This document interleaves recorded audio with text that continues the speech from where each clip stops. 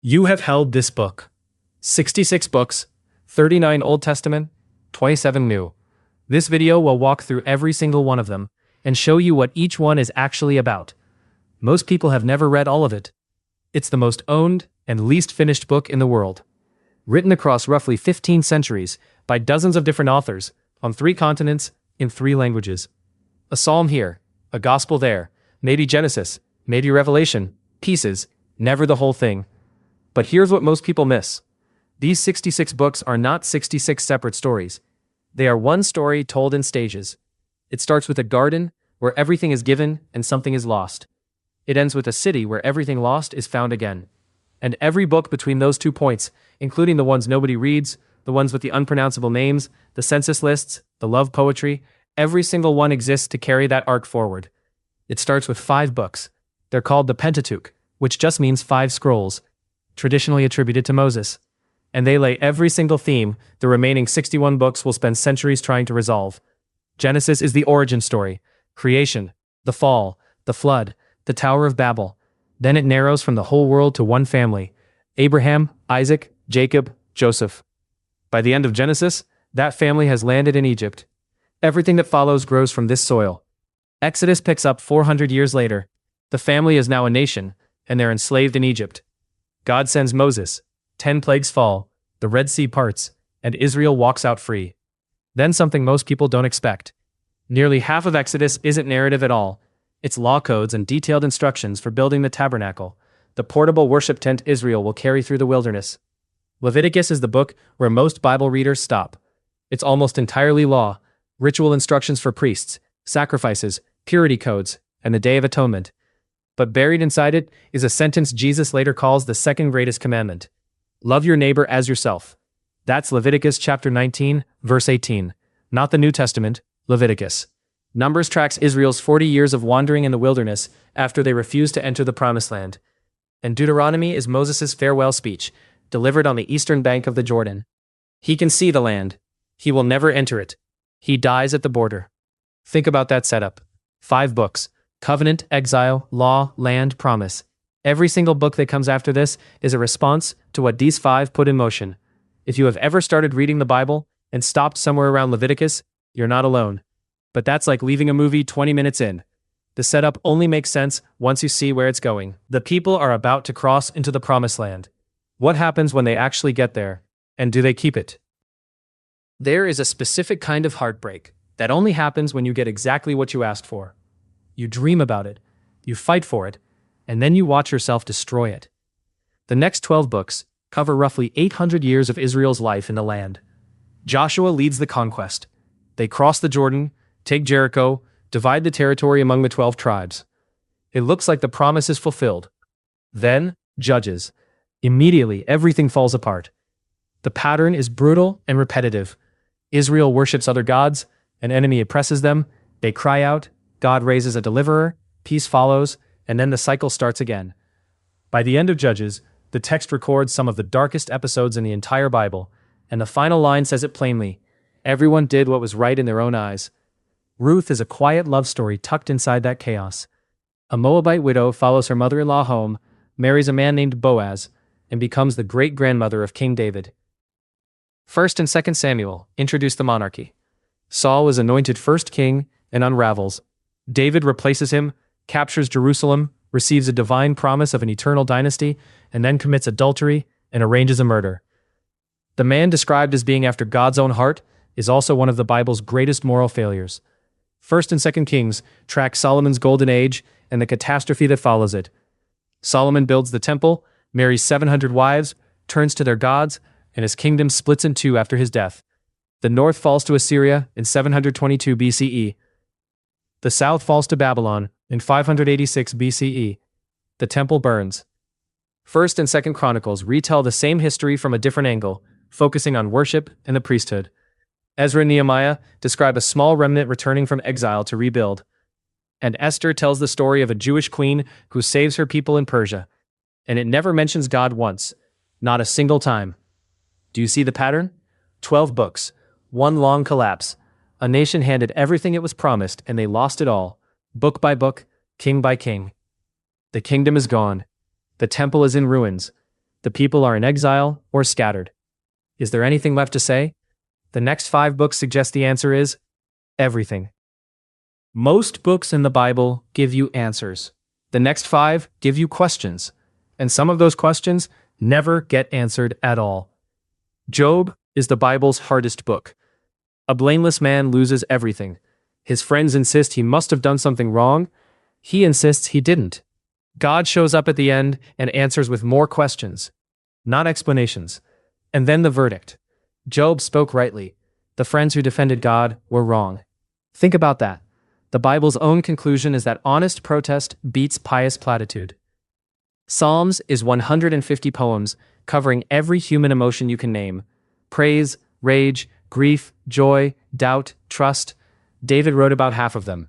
Psalm 88 ends with no resolution at all, just darkness. Proverbs is confident, practical wisdom. Work hard, fear God, choose your words carefully. The Proverbs 31 woman celebrated in many traditions is actually described as a businesswoman who buys fields and conducts trade. Not quite the portrait most people were handed. Ecclesiastes immediately undercuts that confidence. Everything is vapor, it says. The teacher has tried wisdom, pleasure, wealth, work. All of it slips through his fingers. It nearly got removed from the canon for being too skeptical. And Song of Songs is love poetry. Erotic, sensory, and beautiful. It never mentions God. It's one of only 2 books in the entire Bible, along with Esther, where the divine name doesn't appear. If you have ever sat in a hard season and wondered whether any of it means anything, Ecclesiastes was written for exactly that moment. These 5 books exist to make sure the Bible never becomes a book of easy answers. The nation is broken. The philosophers have asked every hard question. Now the prophets arrive, and they are not here to comfort anyone. So what do you say to a people watching their world burn down around them? Imagine your city is on fire. Literally on fire, and a man has been standing on the corner for 20 years saying this was going to happen. Nobody listened. The fire is here. He is still talking. That is what the prophetic books feel like. 17 of them. 5 major prophets, 12 minor prophets. The labels don't mean major and minor in importance. They mean longer and shorter. Isaiah is the longest. 3 sections, possibly by 2 or 3 different authors, spanning 3 centuries. It contains the harshest judgments in the Old Testament and also its most breathtaking promises of salvation, including the suffering servant passages the New Testament later applies to Jesus. Jeremiah is the weeping prophet. He predicted 70 years of exile and lived to see Jerusalem destroyed. Lamentations is the grief poem written in the ruins. Ezekiel saw a vision of God's presence leaving the temple. Daniel survived the lion's den and received visions of world empires rising and falling. Now here's where most people check out. 12 more prophets with names nobody can pronounce. But stay with this, because some of the Bible's most powerful sentences are hiding in these short books. Hosea married an unfaithful wife as a living parable. Joel promised the Spirit poured out on all people. Amos demanded justice. Obadiah condemned a neighboring nation for gloating. Jonah preached to Israel's worst enemy, and they actually repented. Micah gave us act justly, love mercy, walk humbly. Nahum celebrated the fall of the same city Jonah saved. Habakkuk asked God why evil goes unpunished and didn't get a clean answer. Zephaniah announced cosmic judgment. Haggai told people to stop building their own houses and rebuild the temple. Zechariah saw visions of a humble king riding a donkey. And Malachi, the last voice, promised Elijah would return before the great day of the Lord. Then silence. 400 years of silence. The prophets were not fortune tellers predicting the distant future. They were emergency broadcasters, shouting live warnings to a nation already on fire. And the minor prophets are not minor because they matter less. They're minor because they're shorter. Stop and picture that for a second. 17 people who gave their lives to deliver messages most of their audiences refused to hear. Think of it like a bookshelf in a used bookstore. You walk in and see 66 books lined up. Different sizes, different authors, different centuries. If you pull any one off the shelf and read it alone, it makes some sense on its own. But if you read them in order, left to right, you start to notice something. Characters from one book show up in the next. Promises made in the early ones get broken in the middle ones and picked back up near the end. The shelf is not a collection. It is a single story somebody shelved in 66 volumes. If you're starting to see connections between these books that you've never noticed before, Take a second and subscribe. We break down everything in the Bible, book by book, person by person, every single day. Let's take a breath and look at where we've been. 5 foundational books that laid every major theme. 12 historical books that tracked a nation from conquest to exile. 5 wisdom books that asked the hardest questions the rest of the Bible tried to answer. And 17 prophets who spoke into the wreckage. That is 39 books, the entire Old Testament. Creation, covenant, kingdom, collapse, exile, and a promise that someone is coming. The second half of this shelf picks up exactly where that promise left off. Malachi promised Elijah would return. Then 4 centuries of silence. When the story picks up again, a man appears in the wilderness wearing camel hair and eating locusts. Who is he, and why does the story restart with him? 4 people witness the same car accident. They all tell the truth. None of them tell the same story. That is exactly what happens in the Gospels. The New Testament opens with 4 accounts of the same life. Matthew was written for a Jewish audience.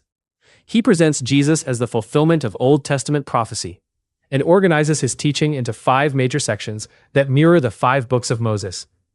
His genealogy starts with Abraham. Mark is the shortest and fastest gospel. The word immediately appears 42 times. There's no birth story.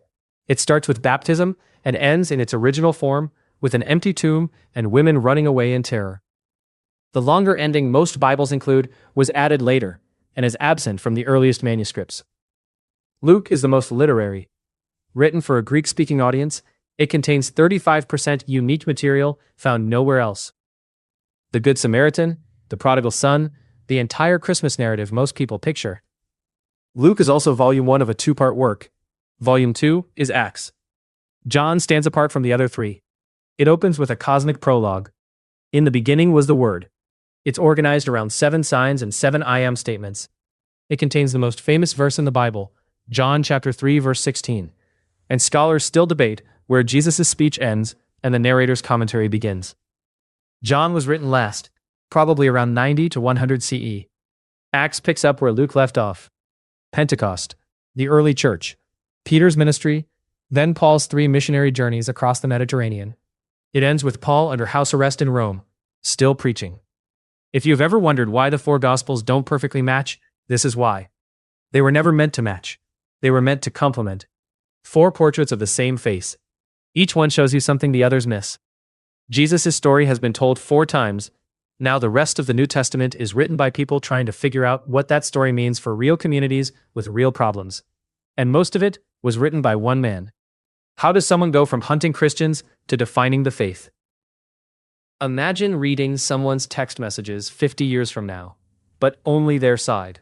No context, no replies, no idea who they were arguing with. That is what reading Paul's letters is like. Paul wrote, or is credited with, 13 of the 27 New Testament books. He never met Jesus during Jesus' lifetime. He went from overseeing the killing of Christians to writing nearly half the New Testament. Think about what that means. The man who tried to destroy the church became the man who defined it. Romans is the most comprehensive. It's Paul's argument for how God makes both Jews and Gentiles right through faith. 1st and 2nd Corinthians address a church fighting about everything: sex, lawsuits, spiritual gifts, whether the dead actually rise. 2nd Corinthians is Paul at his most raw and personal, boasting about his weaknesses rather than his strengths. Galatians is Paul at his angriest. He opens by pronouncing a curse on anyone adding requirements to the gospel. It contains one of the most radical sentences in ancient literature. There is neither Jew nor Gentile, slave nor free, male nor female. Ephesians, Philippians, Colossians, and Philemon are called the prison letters because Paul wrote them in chains. Philippians is his warmest letter. Philemon is a personal note asking a slave owner to welcome back a runaway slave as a brother. Paul doesn't explicitly condemn slavery, but the logic of the letter makes it incoherent. 1 Thessalonians may be the oldest document in the entire New Testament, written around 50 CE, addressing a community panicked about believers who died before Jesus returned. 2 Thessalonians corrects false teaching that the end had already come. And the pastoral epistles, 1 and 2 Timothy and Titus, give instructions for church leadership.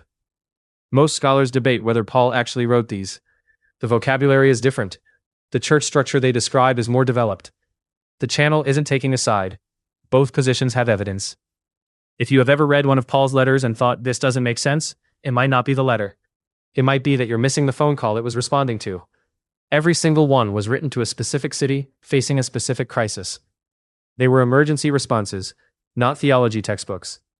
Paul's letters dominate the New Testament, but there are 8 more books after his, and one of them was so controversial, it almost didn't make the cut.